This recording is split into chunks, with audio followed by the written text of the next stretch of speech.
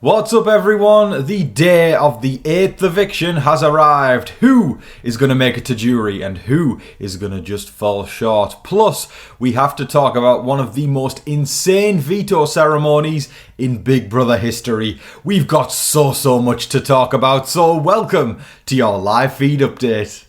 Right before we get started, if you are new around here, hit the subscribe button. I'm here every single day breaking down everything you need to know about what's going on inside that crazy Big Brother house. Whether it's vote flips, drama, crazy veto ceremonies or showmances, I don't know if we should call it that though, there's always something to talk about. So if you don't want to miss a single thing, hit the subscribe button. I've got your back. I'll make sure that you're a Big Brother expert and you know everything that's going on. I'm also going to ask you all to hit the like button. It takes all of 0.2 seconds just to click that little thumbs up down there. And as a smaller content creator, those thumbs up, those likes, they really do go a long way. And one more thing, gang, I do put a lot of time and a lot of effort into these videos. So if you do feel like supporting me in any way, shape or form, please consider leaving a super thanks or hitting up my PayPal link in the description below. But without further ado, say it with me, folks, let's get to the update. Question of the day now, folks, and yesterday's was, of course, who do you think is the worst player playing this season? And I'm going to flip it on its head. This question was inspired by Big Brother Unlocked, where Boston Rob was asked as a guest on the panel, who do you think is the best player and who do you think is the worst player? Today's question, who do you think is the best player? Boston Rob said Will, so he got you started there, folks. Let me know in the comment section below, who do you think is the best player this season? Alright, come on in, folks, grab yourselves a seat, grab yourselves a drink and some snacks, sit yourselves down because we are about to talk about Big Brother for the next 20-30 minutes. I hope that you're all doing well. We have weathered another week, we have weathered the storm and eviction night is here. I'll remind everybody I am going live 1 hour before the show tonight, so I hope to see you there where we can hang out and chat about whatever comes to mind before the show. Now, I'll tell you what, folks, we got to talk about the blockbuster tonight because yesterday, I had Sam on. We were doing Sam scenarios, seeing who is going to be going in each scenario, and things have shifted into pretty much one person. One person has to win the blockbuster tonight to stay alive. But then it gets even more juicy because if that person does win the blockbuster, then they're basically going to decide who goes home tonight because it's going to come down to a 4-3 situation. It would be 3-3 with them on the block, but with them coming off the block, they're going to have to break the 3 on one side and turn it into a 4, which would send the person home. So stakes are incredibly high, higher than they have ever been for one specific person tonight. Plus, we have to talk about that crazy-ass veto ceremony. For the folks who haven't been tuning into the episodes, wow. We're going to talk about it very soon, but that veto ceremony was absolute insanity. I knew something had gone down there because, we talked about it the other day when the feeds came back, but we never actually get to see the actual veto ceremony on the feed, so we didn't see everything that happened, but we did get to see it in the episode, and I was gobsmacked, to use a British phrase. That was that was a wild one. So we're going to break all that down, and I'm going to talk about what happened at the veto ceremony for the folks who didn't see it. But first of all, Mickey. Oh, Mickey, you're so fine. You blow my mind. Hey, Mickey, she is in a little bit of a predicament tonight. She needs to win the blockbuster to stay alive. It's tough because yesterday we were saying, it could be Mickey, could be Vince. Ashley's probably going to be safe in each scenario, but now I feel like everything has shifted into Mickey. If it's Mickey versus Vince, I think Mickey's going home. If it's Mickey versus Ashley, Mickey's definitely going home. So Mickey needs to win the blockbuster. If she is sat on the block, she is going to be the last member of the pre-jury this year. She needs to win it. But I have faith in it because, while I'm not necessarily a fan of Mickey on a personal level, I find her to be a bit of an energy vampire, and I do not like being around those kind of people. She has shown that when her back is against the wall, she is going to scramble and she is going to do what she can to win the competition, to win that veto, to win that blockbuster. She's done it before. Can she do it again? That's what it's all going to come down to tonight. Because with Mickey, she's kind of created her own grave here in terms of if she's sat on the block, she's going. Nobody wants to stick their neck out for Mickey because, quite frankly, I think a lot of the other house guests think she is very miserable and very negative to be around. And House guests don't want to be around that, you know, especially with the jury coming up. If Mickey gets to the jury, people are going to be miserable spending time in the jury house with her. I've even heard house guests have conversations about that. Ava, to be specific, she does not, even the idea of being in jury with Mickey would drive her insane. So that's why she wants to get her out this week rather than next. That's got to say something, right, about your character if people want that. But yeah, it's her game to lose tonight. I had somebody tweeting me earlier saying, what's she going to do? Is she going to do Vince? Is she going to do Ashley? I think she would do Vince if she pulls herself down, but it's too close to call. But what I will say is that tonight is Mickey's night. It's either she goes or she decides who goes home. So Mickey is in the pivotal position tonight. So going into the episode, keep your eyes on Mickey. She is the one who is going to change the game tonight if she wins Blockbuster. It's Mickey's night, folks. Call it Big Mickey tonight because everything is revolving around Mickey depending on if she can win the Blockbuster. Now, of course, with Vince being on the block, he is activated into slime mode as he always does, and he will do anything and say anything to anybody to get out, to get the scenario that he wants, to get himself into a safe situation, to send somebody else out the door. I'm going to split myself down the middle right now. First of all, I'm going to jump over to this side. Let's just move the chair. There we go. My booty doing the work there. I'm kind of in shade there from the light, but let's say this is the light side. The light side of me is saying, well done, Vince. I love a schemer. I love somebody who will do anything it takes. I love somebody who will manipulate people and not give up. I have asked for this for years, which is why I love watching Vince do that as a gamer. Let's go over to this side now. All right. There we go. I'm in the more of a shadow now. There's the devil on my shoulders. I'll put this.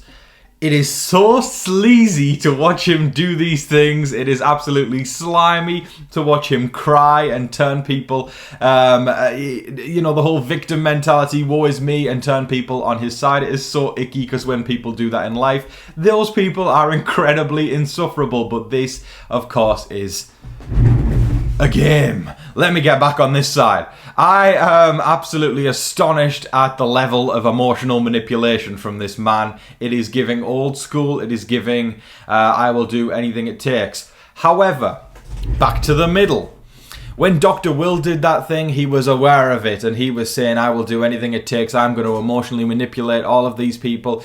Whereas Vince doesn't own that. He sits there and just cries and plays victim as if it's almost just the way he functions. And that's why it's a little bit more icky.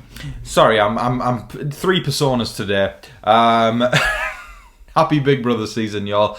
But he doesn't own it, and that to me, and I think to a lot of people, brings up a few red flags. You know, I just think there is an element of, if he'd owned this, I'd be like, yeah, go you. And that's why I always root for Dr. Will, one of my favourites of all time. People always say, who are your favourites, Tom? Or who is your favourite? I can never say one. There's two people, Dr. Will, Danielle Reyes. Whenever anybody asks me that, that's always going to be my two answers, unless some modern day Big Brother blows my mind in some way. Eventually, the person who came closest to doing it was Tiffany from season 23. She was remarkable. I really wanted her to win the whole thing. But I would love if she came back for an all-star season. But the thing is, I like people who own their game, like Tiffany, like Dr. Will, like Danielle Reyes. People who don't own their game, even though they are great players, like Vince and Nicole Franzel, I will never have as much respect for. And, you know, we all like our own people. I saw somebody in the comment section yesterday saying, keep Nicole F's name out your mouth. No, I will not. I'm going to say it again.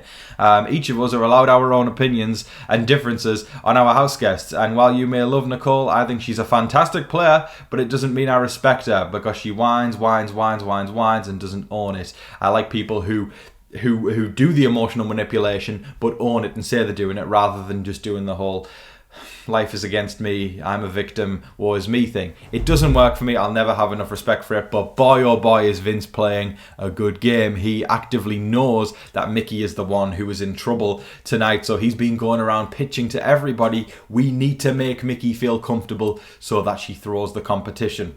I love that extra step of gameplay. I love going out the way to try and make somebody feel comfortable. I wish this was something people did every single week to create more angst and to make people feel comfortable so you can send them out the door and then they go, oh, I thought I was safe. I like that. I like that so much. But do I think Mickey's going to fall for it? No, I don't. I think her back is way too against the wall, and I think she knows she needs to win something to stay in, so she's going to be gung-ho about this tonight. But A for effort for Vince for trying to make her feel comfortable. He's doing everything he can as a nominee on the block, and I can't fault him for that. Okay, with all roads leading to Mickey, it doesn't really seem like there's much more to talk about in terms of the vote, so I figured we would take a look at one of the most insane veto ceremonies of the entire series of Big Brother since it was conceived. That is blowing my mind, yesterday's episode. For the folks who tuned into the episode, you'll know exactly what I'm about to break down and talk about and give my thoughts on.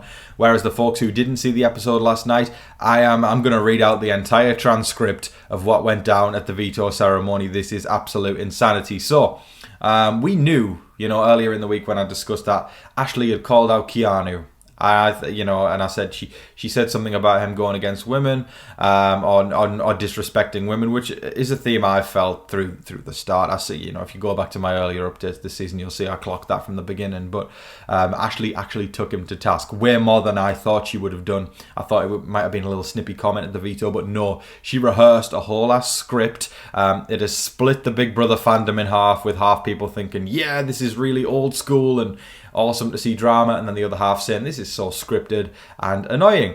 But to each their own. I'm going to read this out right now. I had my mouth was wide open. I was absolutely shocked at what was happening. Even though it was rehearsed and scripted, she absolutely, I would call it a character assassination. That's what it was. Let's read this out. When Keanu put Ashley on the block after Morgan used the power of veto on herself. Here we go. Get into Shakespearean mode, folks. I'm channeling Ashley.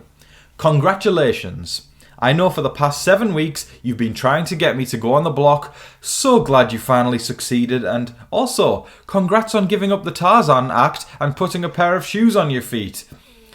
But somehow your foot is still in your mouth, because on Thursday you said I'm safe for the week. So congratulations. Keanu interjects and says, please keep going. And then Ashley says, I love that it's no surprise because you are the biggest liar in this house and everybody knows it. And then Rachel goes and nods. And then you think it's not going to get worse. And it does. And you think you're a mastermind and you put your own ally on the block. Some mastermind there. That he may potentially be going home on your own HOH. What a failure there. And you'll be seeing your face over there on that wall on Friday. I'm pretty sure of it. So enjoy your power, Keanu. Keanu says, Are you done yet? Can you please sit down? Rachel interjects and says, don't talk to her like that, Keanu. And guess what? You'll be taking a seat here on Friday as well. Then Ashley goes, mwah. Keanu says, are you done? And then that just fired Ashley up even more. She says, oh, I'm done when I say we're done. Keanu says, are you done? And she says, don't talk to me like that. You are the biggest narcissist in this house, and you think you can go off and talk to women like they are crazy, and it's not going to happen here. And then she goes, mwah, now I'm done. Keanu jumps in and says, I also never said you were safe for the week. And she says, actually, you did. I think you told Rachel the same thing too. Did he not, Rachel? And Rachel goes, he did. And Keanu questions and goes, Rachel, I didn't say that to you. And then he laughs it off. And then Ashley says, you forget this is a social game, Keanu, and you can't win your way to the end. And then Morgan steps up and says, this veto meeting is adjourned.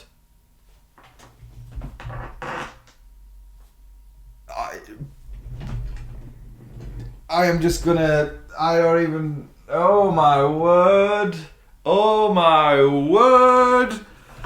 That was... Wow. One of the craziest veto ceremonies in Big Brother history. If even for a second somebody told me that we would get a veto meeting like that in modern day Big Brother, I would have laughed my ass off and said, alright, nice joke, nice crank call. What a load of horse manure. And here we are. That screamed old school to me. I know it was scripted as hell. It felt scripted as hell. And it was weird because I feel like when Jimmy did it earlier in the season, I wasn't like as taken by it because it felt like it was more manufactured. But it felt like this actually had something behind it because these feelings have been bubbling for 2 months rather than 1 week or 2 weeks in Jimmy's case. So I don't know why, but it just screamed old school to me. I think there was a lot of truth in what Ashley said, but I also think Ashley came across like a massive asshole in the whole thing. I don't think anyone came across very well. It was one of those old school moments where people are going, oh, do you remember when Ashley screamed at Keanu in the Big Brother Veto ceremony back in the day? Like that's what it felt like, for real. Ashley, I don't think did herself any favours there. I think for some people loved it, some people hated it. Ashley is becoming one of those divisive figures, but all the Big Brother greats are divisive figures. You either love them or hate them. I don't think Ashley is going to go down as one of the Big Brother greats, but wow, that's definitely a memorable moment that people are going to talk about forever, because some people aren't necessarily Big Brother legends per se, but a lot of people have their moments that people remember forever. But wow, that was one I think we're going to be talking about for years to come.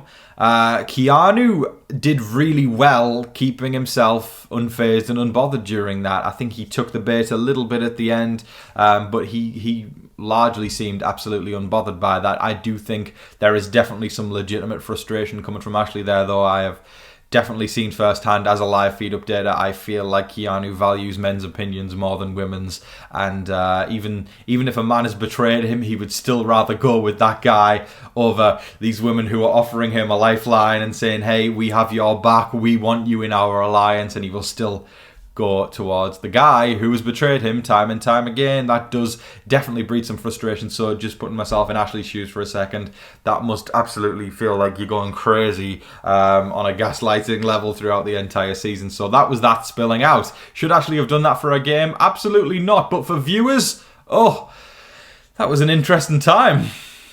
That is all of your live feed updates for today, folks. A little different. We did a lot of deep dive into the blockbuster. It felt like deep commentary today, because there was less things to talk about, so we can hone in on those pieces more. The commentary always kind of switches in that as we get to the back half of the season when there's less people but more key conversations. We can dissect them, and I just love that. I love doing deep commentary and also talking about the veto ceremony. We had to, it would be... I would have hated myself if I didn't come on here and take the moment to talk about that, so we had to. We had to. But folks, I want to hear from you with the address on screen right now. The PO Box is becoming such a staple part of the channel where people can send in postcards from where they are. We're going to do a leaderboard of all the states and which one's leading. So if you want to represent your state and send something in, the address is on screen right now. I would love to hear from a postcard from you. People have also been sending in packages if you're looking for ideas to send things, little care packages from their hometown. Maybe it's snacks that they grew up with or snacks from their hometown. People have also sent in shirts. It's so sweet how people have taken notice of my favorite things like Frank Sinatra and Dunkin' Donuts. You're going to see in the video very, very soon, in the mail video. But yeah, if you want to surprise me, folks, and have something in for that mail video that's coming up at the end of the season as well, I would love to hear from you with the address on screen right now. I've got a couple of super thanks before we close things out. So first of all, we're going to say hi to the wonderful Patricia Lester. Patricia says, thanks, love your talks, in capital letters, exclamation point, exclamation point, exclamation point. Thank you so much, Patricia. I appreciate you, my love. I'm sending so much hearts and love and hugs your way. I hope you enjoy the show tonight. I hope to see you at the live video 1 hour before Eastern time. I hope you're having a great day, my love, and happy fall. It's that time of year. I hope you're having a great start to the fall. I appreciate you, Patricia. Have an amazing one, my love. And then last but certainly not least, we've got the wonderful Kimberly the Goat. I know Kimberly has left a comment here regarding saying some of the super thanks she sent through hasn't actually gone through. I know you've reached out to YouTube and PayPal as well. Yes, I plan on letting the PayPal ones collect up a bit, then I'm going to read through those over the coming weeks, so don't worry about that one. I'm sure that has been received. I'll double check and then reply to your comment just to make sure. But yeah, with the super thank ones, it's odd. I mean, I know I've seen other people as well saying that they've sent things in and sometimes YouTube doesn't send them through, and it's odd. So yeah, that's strange. Yeah, you should definitely, I don't know, have you reached out to YouTube about that? Because every single one I get, I read out, and I even check, because there's a little filter as well where it goes into a held folder where it's like comments that the like it must be like some kind of bot that realizes if a certain word, like an offensive word, is said, it doesn't go through. But I can't imagine you've said anything offensive. I also checked the held folder and there's nothing in there. So yeah, I'm really not sure there, Kimberly, but I've received this one and I really appreciate that. Thank you so much, my love, for always supporting. You are a bright light on this channel. You are so wonderful. I appreciate all the kindness and love you send my way.